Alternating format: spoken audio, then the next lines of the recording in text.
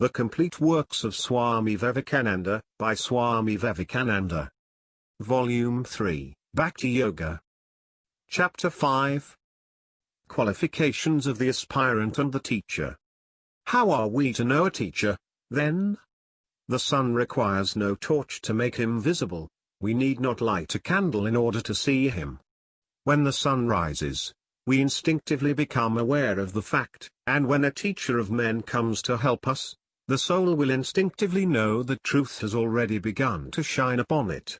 Truth stands on its own evidence. It does not require any other testimony to prove it true. It is self-effulgent. It penetrates into the innermost corners of our nature, and in its presence the whole universe stands up and says, "This is truth." The teachers whose wisdom and truth shine like the light of the sun are the very greatest the world has known, and they are worshipped as God by the major portion of mankind.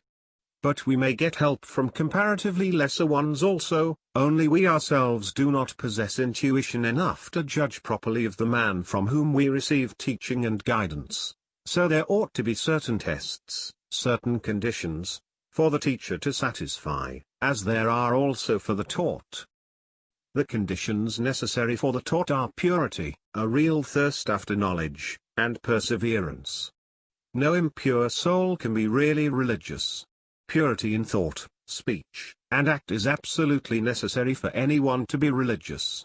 As to the thirst after knowledge, it is an old law that we all get whatever we want. None of us can get anything other than what we fix our hearts upon. To pant for religion truly is a very difficult thing, not at all so easy as we generally imagine. Hearing religious talks or reading religious books is no proof yet of a real want felt in the heart. There must be a continuous struggle, a constant fight, an unremitting grappling with our lower nature, till the higher want is actually felt and the victory is achieved.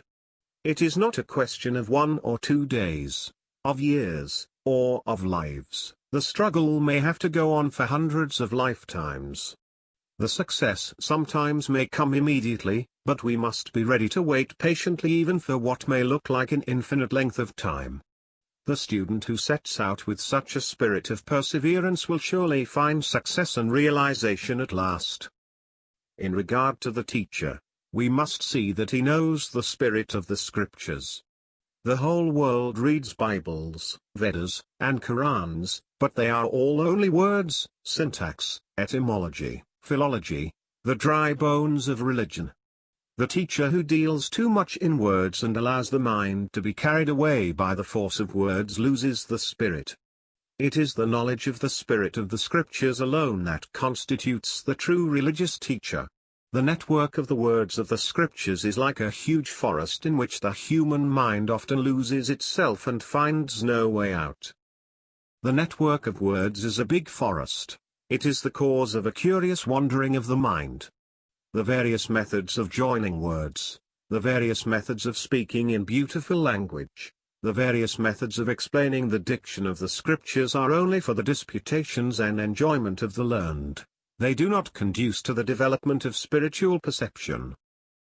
Those who employ such methods to impart religion to others are only desirous to show off their learning, so that the world may praise them as great scholars. You will find that no one of the great teachers of the world ever went into these various explanations of the text. There is with them no attempt at text torturing, no eternal playing upon the meaning of words and their roots.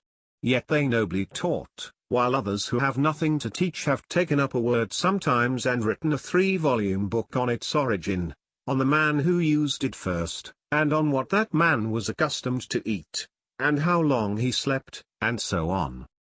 Bhagavan Ramakrishna used to tell a story of some men who went into a mango orchard and busied themselves in counting the leaves, the twigs, and the branches, examining their color, comparing their size, and noting down everything most carefully, and then got up a learned discussion on each of these topics, which were undoubtedly highly interesting to them. But one of them, more sensible than the others, did not care for all these things, and instead thereof, began to eat the mango fruit. And was he not wise? So leave this counting of leaves and twigs and note-taking to others. This kind of work has its proper place, but not here in the spiritual domain.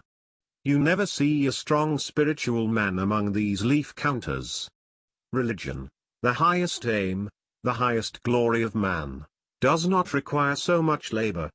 If you want to be a Bhakta, it is not at all necessary for you to know whether Krishna was born in Mathura or in Vara, what he was doing, or just the exact date on which he pronounced the teachings of the Gita. You only require to feel the craving for the beautiful lessons of duty and love in the Gita.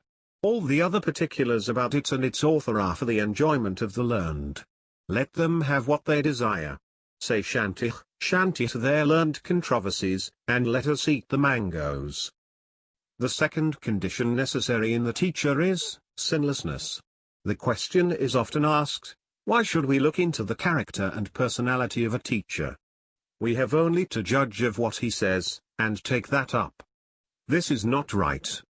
If a man wants to teach me something of dynamics, or chemistry, or any other physical science, he may be anything he likes, because what the physical sciences require is merely an intellectual equipment, but in the spiritual sciences it is impossible from first to last that there can be any spiritual light in the soul that is impure. What religion can an impure man teach? The sine qua non of acquiring spiritual truth for one's self or for imparting it to others is the purity of heart and soul. A vision of God or a glimpse of the beyond never comes until the soul is pure. Hence with the teacher of religion we must see first what he is, and then what he says. He must be perfectly pure, and then alone comes the value of his words, because he is only then the true transmitter. What can he transmit if he has not spiritual power in himself? There must be the worthy vibration of spirituality in the mind of the teacher, so that it may be sympathetically conveyed to the mind of the taught. The function of the teacher is indeed an affair of the transference of something, and not one of mere stimulation of the existing intellectual or other faculties in the taught. Something real and appreciable as an influence comes from the teacher and goes to the taught. Therefore the teacher must be pure. The third condition is in regard to the motile. The teacher must not teach with any ulterior selfish motive, for money, name, or fame. His work must be simply out of love, out of pure love for mankind at large. The only medium through which spiritual force can be transmitted is love. Any selfish motive, such as the desire for gain or for name, will immediately destroy this conveying medium. God is love, and only he who has known God as love can be a teacher of godliness and God to man. When you see that in your teacher these conditions are all fulfilled, you are safe. If they are not, it is unsafe to allow yourself to be taught by him, for there is the great danger that, if he cannot convey goodness to your heart, he may convey wickedness. This danger must by all means be guarded against. He who is learned in the scriptures, sinless, unpolluted by lust, and is the greatest knower of the Brahman is the real teacher. From what has been said, it naturally follows that we cannot be taught to love, appreciate, and assimilate religion everywhere and by everybody. The books in the running brooks, sermons in stones, and good in everything is all very true as a poetical figure, but nothing can impart to a man a single grain of truth unless he has the undeveloped germs of it in himself. To whom do the stones and brooks preach sermons? To the human soul, the lotus of whose inner holy shrine is already quick with life. And the light which causes the beautiful opening out of this lotus comes always from the good and wise teacher. When the heart has thus been opened, it becomes fit to receive teaching from the stones or the brooks, the stars, or the sun, or the moon, or from anything which has its existence in our divine universe, but the unopened heart will see in them nothing but mere stones or mere brooks. A blind man may go to a museum, but he will not profit by it in any way. His eyes must be opened first, and then alone he will be able to learn what the things in the museum can teach. This eye-opener of the aspirant after religion is the teacher. With the teacher, therefore, our relationship is the same as that between an ancestor and his descendant.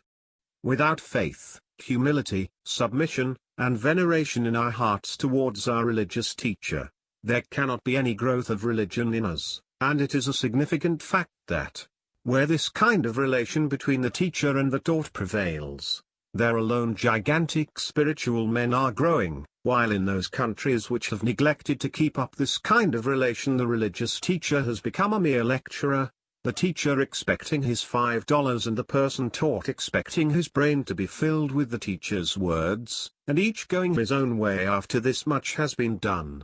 Under such circumstances spirituality becomes almost an unknown quantity.